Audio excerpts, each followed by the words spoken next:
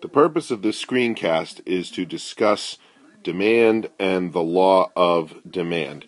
Now, the first thing I want to do before I discuss that is just briefly overview the concept of the economic model that we're using, because it's pretty universal throughout the next few models that we use. So what we need to understand is that economics operates entirely in the positive quadrant, okay? And so all of our numbers are positive, and that typically the y-axis features the price, sometimes expressed as dollar bills, and then the x-axis is usually features quantity. And we've seen this kind of model before when we did budget lines and production possibility frontiers. So first of all, let's understand that demand has a very specific definition. In order for demand to exist, you got to have two things. You got to have willingness, and you have to have ability. The willingness and ability to purchase a product, a good, or a service. That's what you got to have. You got to have both. So let's imagine there's a product out there, and we'll call the product X. All right, and for X, there's always a set of prices and some corresponding quantities demanded at those prices. You change the price, you change the quantity demanded. Now, so let's just set up some prices. First of all, let's imagine that there's a $0 price, and then there's a $1 price, a $2 price, a $3 price, and a $4 price. And let's assume that at $4, nobody's going to purchase product X. That's the cap out right there. And at $3, 5 people will purchase it, and at $2, 10 people will purchase it. At $1, you'll get 15 people to purchase it. And at $0, you'll get all the people in our model, 20 people, to purchase it. And then we go and we plot out those points. All right, and we go $1, $2, $3, $4, and we'll go to the quantity line, and we'll make our little hash marks there at 5, 10, 15, 20. Right, and we know that it's 0. 20 people are going to purchase this product, and at $1, 15 people are going to purchase it. At $2, 10 people will purchase product X. At $3, 5 people will purchase it, and at $4, nobody will purchase it.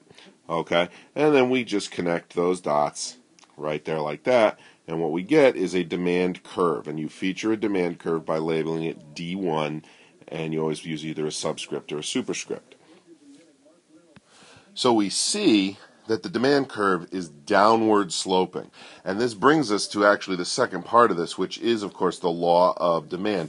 And what the law of demand does, what it says is it's actually an inverse proportion or proposition. What it says actually is that as the price changes, the quantity changes in the opposite direction. So if price were to increase, quantity demanded will decrease, and if price decreases, quantity demanded will increase.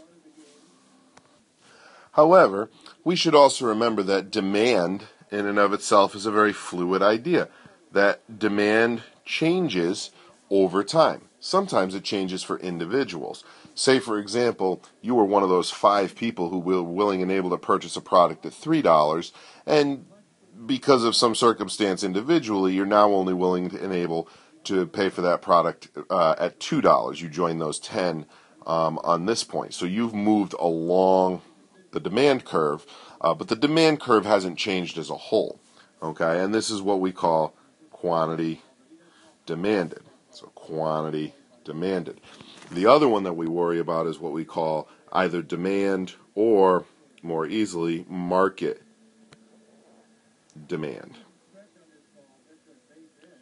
And market demand is actually the idea that the entire demand curve moves. So there's some sort of determinant for product X. Let's say product X is discovered to be an aid against cancer. Suddenly, demand across the market moves up. More people at all points are willing and able to purchase the product, so the whole curve moves to the right. The reason it moves to the right is you got to remember that the quantity line, the x-axis, is a number line. So as things increase, they're going to move to the right, and as they decrease, they're going to move to the left. Let's say now that maybe product X is a cancer-causing product, so the market for that product is actually going to shrink or reduce or decrease, I guess is the best word. So that would actually move it to the left. But the big thing we got to remember is that demand is a downward sloping inverse proposition along the market or along the model continuum.